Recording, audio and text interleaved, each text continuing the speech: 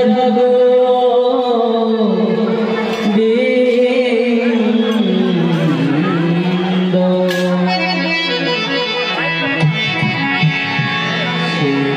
কৃষ্ণ চৈতন্য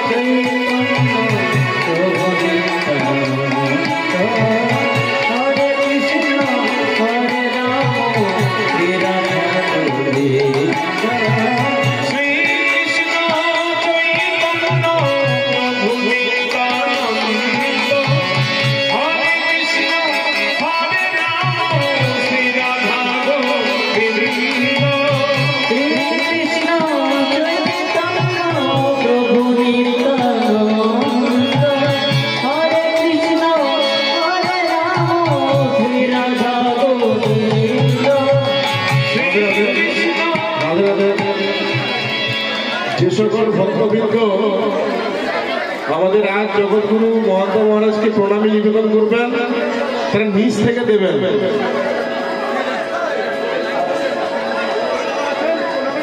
নিজ থেকে প্রণামী দেবেন, কারণ না হলে পুনর্বার সেই আগের বারে রামপুরের ঘটনার পুনরাবৃত্তি হবে।